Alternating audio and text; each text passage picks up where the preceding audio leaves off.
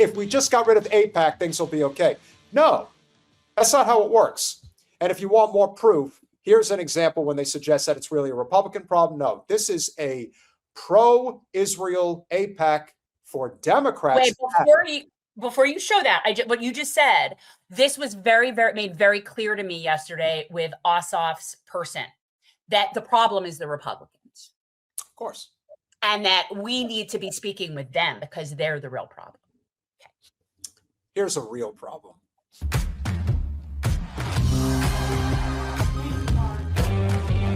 Well, I appreciate the relationship that I've had with AIPAC from the very beginning of my congressional journey. Go dance, Bojangles. Go dance. Fucking tool. And unfortunately, this numbnuts, because of how incompetent our government is and how the billionaire class just likes to play around with, yeah, I think the blue team will be the champions this time. We've got to have our first black speaker of the House. It's time. It's time. Not going to happen. If they were going to be the majority, he wouldn't have gotten that position. The only reason that Tupac, AIPAC Shakur. No insult to Tupac. But the only reason he got that gig is because they weren't in the majority. If they were in the majority, then Nancy would have still been sitting there. By the way, it was very easy for her to hand over that when they weren't in the majority.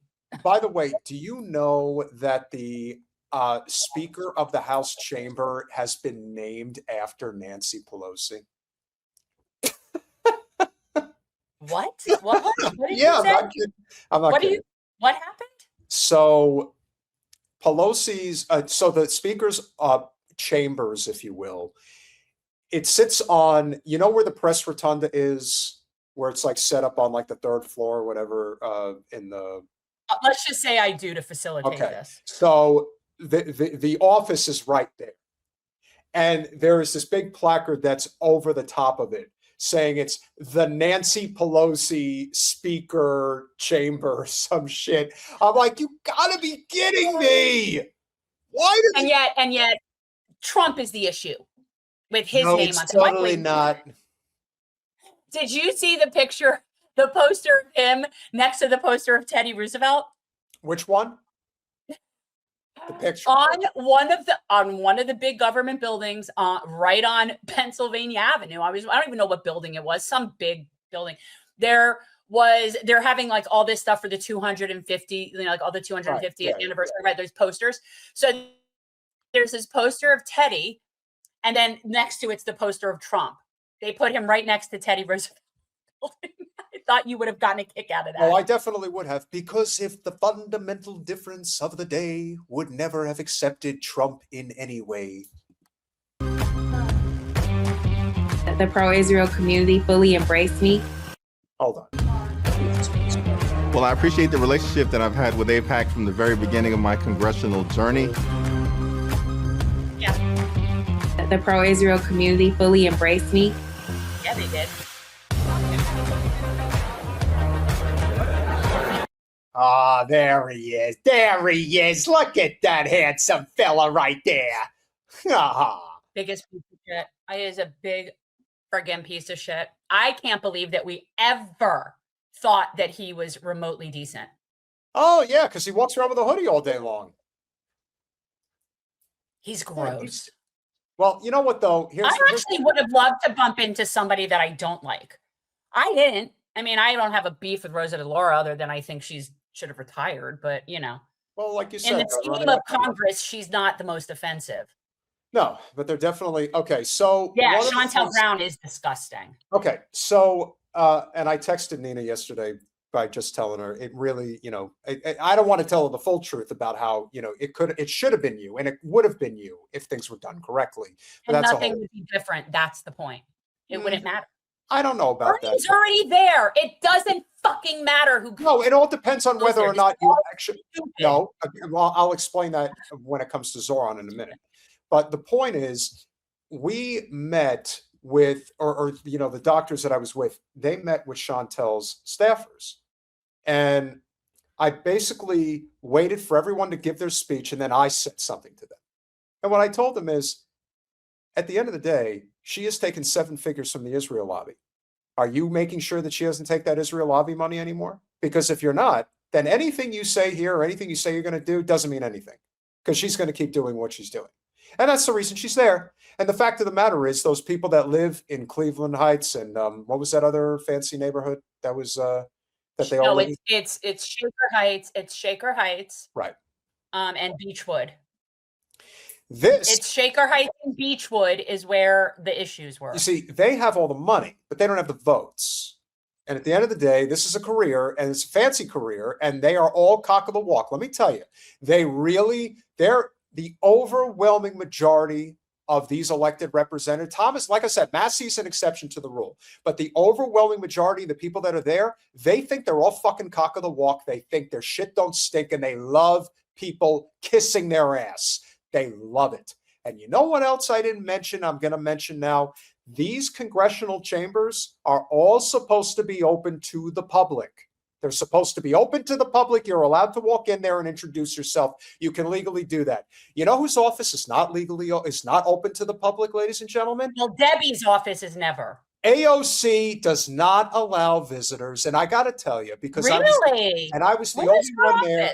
Here's her office wasn't. Her office is 2 doors away from Randy Fine's office, and 4 doors away. What building is that? Where were you? That's I forget what the. It must be in that Longworth. Yeah, it wasn't in Rayburn. It's the newer offices, which is interesting. And so Alex does not take visitors into her office, although I am convinced, because I did speak with one of her staff, I don't know if it was her chief of staff, but it's like a primary staff. You mean you can't walk into her office? Well, here's the thing. I walked into everybody's office. Well, of course, I could legally walk in there, but here's the thing. The reason why I think she told me that she's not seeing anybody, or that you can't just walk in without an appointment, is because she was in there at the moment. Like at that moment, she was actually in there. I agree, Kevin. She's working tirelessly. For a ceasefire. Randy, let this play. I can't stare at Fetterman anymore. Thank you, Voodoo Child. Oh, honestly, I just want to remind people of how freaking tiny this is. And another thing. Oh, wait. If we're going to put that guy up, then let's see him in his truest form, shall we? Oh, yes, absolutely. Behold the Zio pussy. And now you're going to get to see what he actually looks like. Here he is. Yes. There he is. See? Zio pussy. And there he is. Okay. Thank you. He has a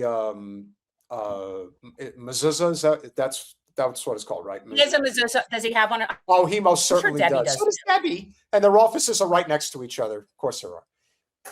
They all fucking stick together. I wasn't in that building. I'm glad. I did go in, and so Sheila called me this morning, and it was before I was up, and I didn't answer it, and I got to reach back out to her, but I was surprised. She actually called me. Maybe not texted me. She called me, which is weird. Maybe she wants to meet tomorrow. I don't know. I'll call her. I'll message her and see what's up. I haven't really. Yeah. Anyhow. AIPAC.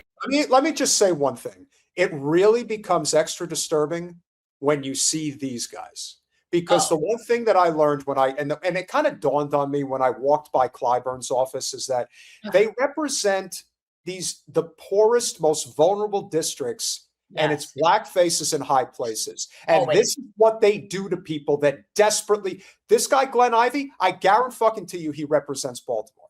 In a place where people desperately need help, they desperately need representation. And this is the representation they're getting. They're getting representation of a person who probably doesn't have any real Zionist contingent within his district. But hey, he wants you to know he's front and center.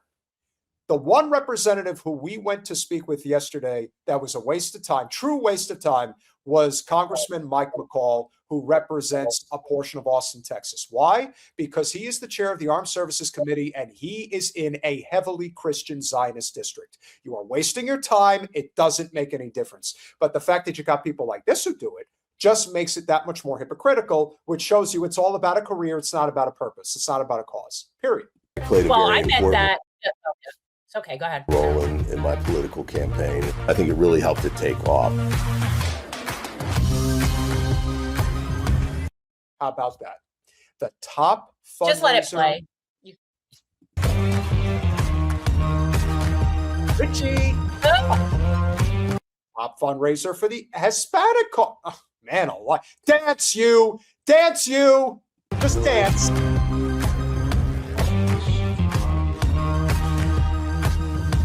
Oh, good Lord. Grace Meng and Ben Liu. Oh, oh, Thank you, everyone. oh, there she is. Oh my God. God, is she getting like, is she She's getting melting. red? She's melting. Oh, Lord. I didn't know you did that. Oh, there she is. That's my so-called congresswoman. Not anymore. Not anymore, thankfully. Not Where's anymore. Where's Oprah? That's funny. And AIPAC for their deep and long-standing friendship. It means a lot to me. Yes. Keeps your ass on the hill. No, I had an interesting, we went to go meet with, because I walked around with the Georgia contingency, because now I'm officially a Georgia person. So we went and we met with Hank Buddy Carter. Hank Buddy Carter. He's not really our buddy. And his assistant, who, a black man, nice guy, proceeded to explain to me why the federal government is completely not qualified to be in the healthcare business. Why we don't get universal healthcare. And this, by the way, is someone who clearly is from a vulnerable community. I don't know what he's in now. No. Somehow Hank Buddy Carter has this guy working for him as some toady, convincing him that while you get healthcare working here, the rest of your people don't deserve it. How's that sound? And he's like, okay, thank you, master. So I found that to be a little bit off-putting. But yeah, these people, you could go and meet them. It doesn't matter. Unless you're giving them a shit ton of money or stock tips that will make them a shit ton of money, they will not pay attention to you. They don't care about you. It does not matter. Not even a little.